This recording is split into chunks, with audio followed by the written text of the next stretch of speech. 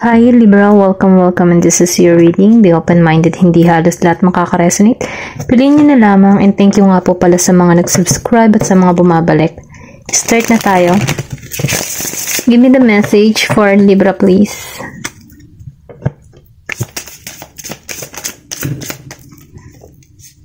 Meron ka ditong sacral chakra. Give me the message for Libra please. Meron ka ditong synergy. Give me the message for Libra please. And empowerment. Meron ditong pinanganak nung October 2 and October 26. Okay.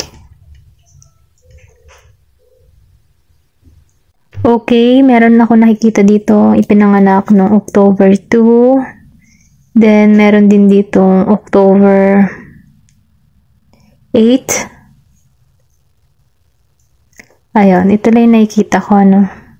Then, meron ditong 26 years old and 41 years old. May life path number 2, life path number 5, and may life path number 8. Okay? Sinasabi dito sa sacral chakra, the orange flower of life.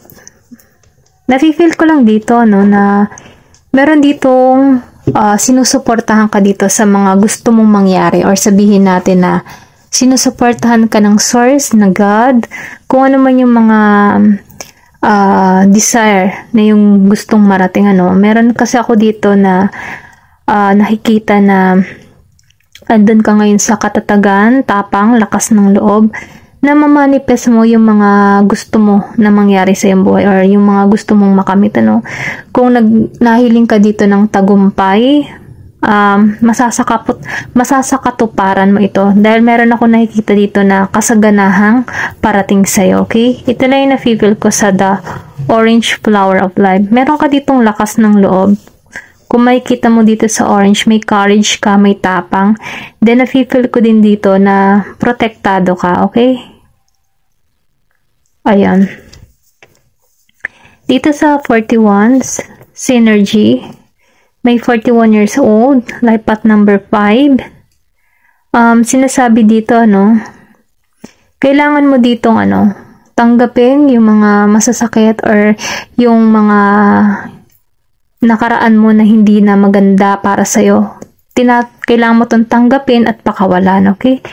Then, nakikita ko rin dito na meron ka ditong hindi pa mga nakikita, or sabihin natin na hindi mo pa na feel yung parating sa'yo, okay? Kasi meron ako nakikita dito na hindi mo to aasahan. Meron ditong magandang resulta na naghihintay sa'yo, na kung saan, ano, kung ikaw man ay isang single, na-feel ko dito na merong union, or sabihin natin may pagkikita, na kung saan, ano, meron ditong balance sa yung dalawa, okay? Then, na-feel ko din dito, no, na kailangan mong pag-aralan, or sabihin natin na meron kang pamamaraan para matuklasan kung ano yung mga dapat mong iwasan. Then, na-feel ko din dito na ikaw yung tipo ng tao na masipag.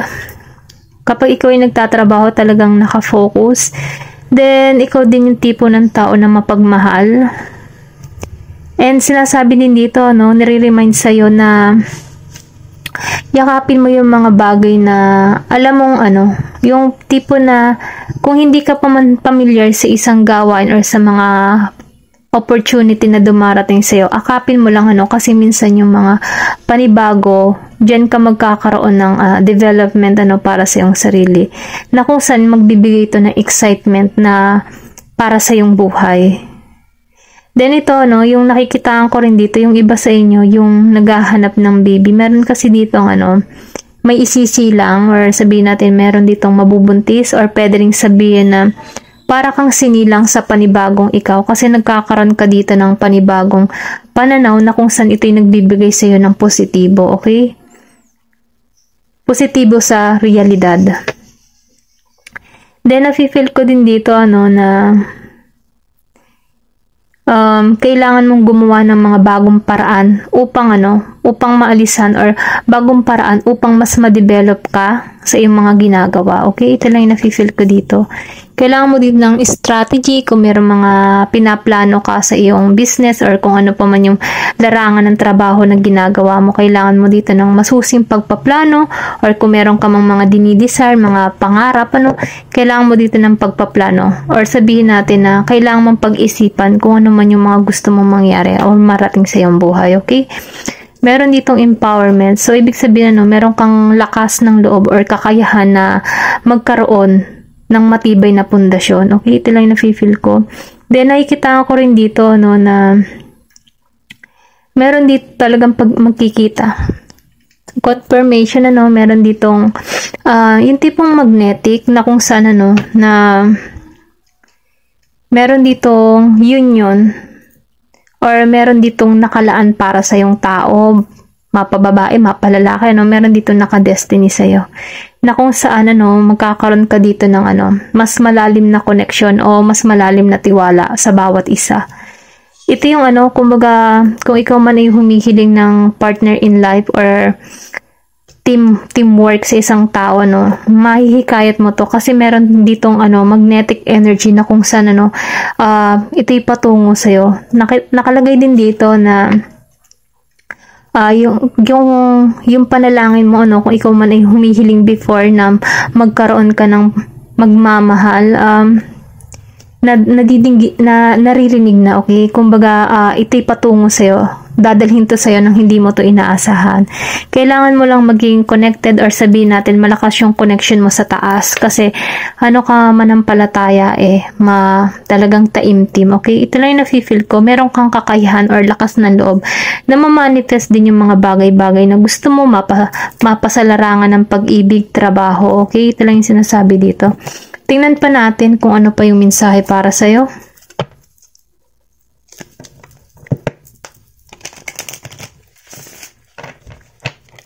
Give me the message for Libra, please. Ano yung gabay at payo pa para sa'yo?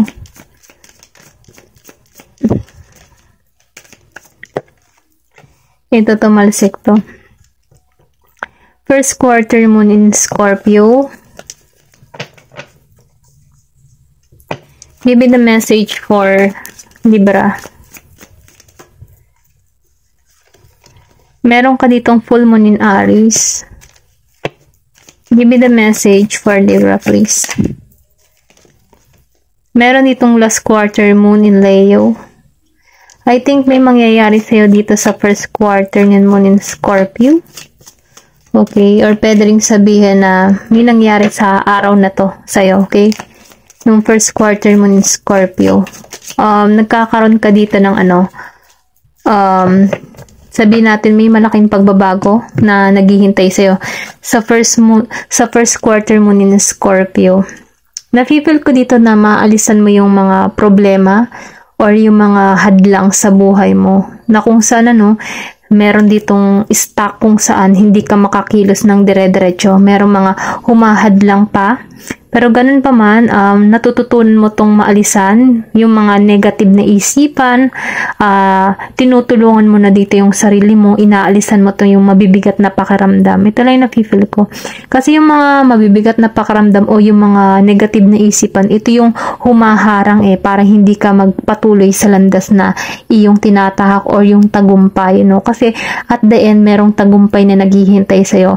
Kumbaga, pinaiisip sa'yo dito na kailangan mong palaging maging positibo nang sa ganun maalisan mo to, kumbaga tanggalan mo yung mga bagay na hindi makakabuti para sa'yo or pwede rin sabihin tanggalan mo yung mga toxic or iwasan mo yung mga toxic na tao na kung saan hinihigop nito yung yung energy mo, kaya ikaw ay nakakaramdam ng drain, yung tipong pagod na pagod, yung alam mo yun, parang merong energy vampire. Kumbaga, hinihigop nila yung lakas mo para ikaw ay matuon sa pagiging negatibo. Pero ganun pa man, sinasabi dito na kailangan mong alisan yung mga alam mong hindi makakatulong para sa'yo, yung mga negatibong tao, okay?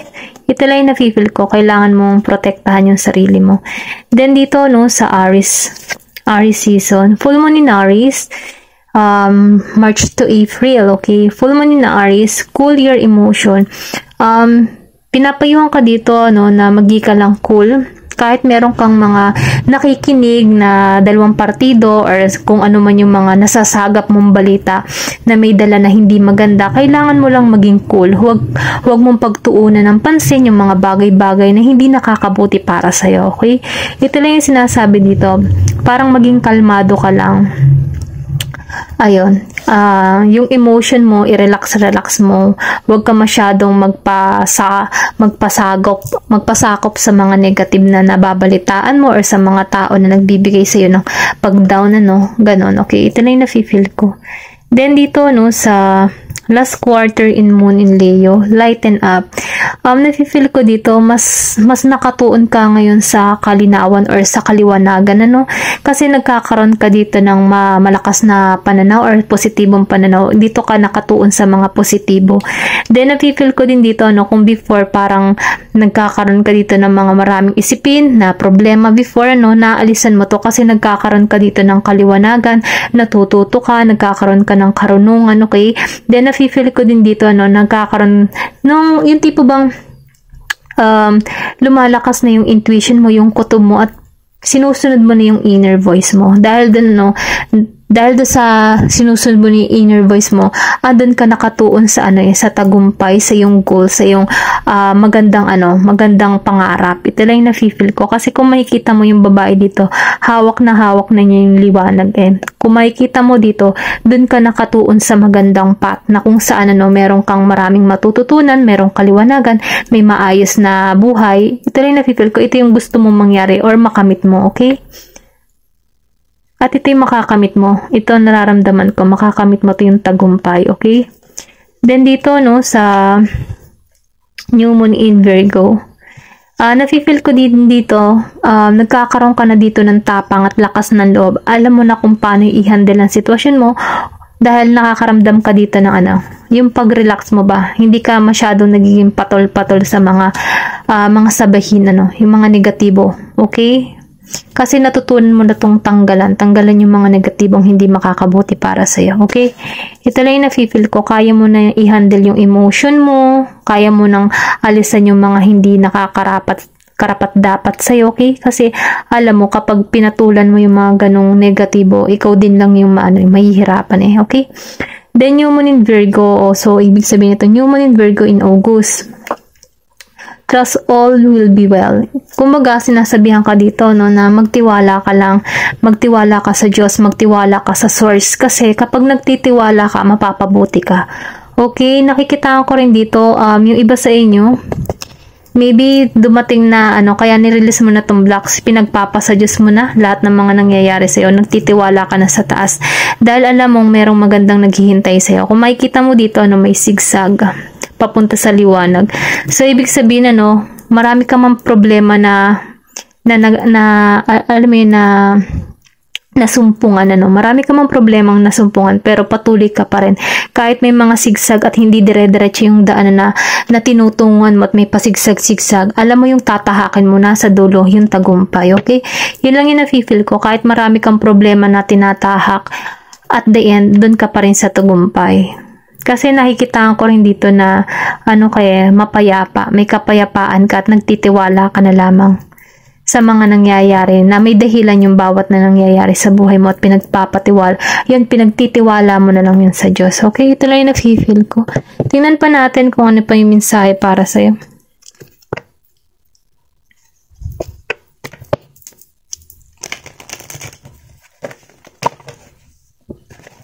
Give me the message for Libra, please.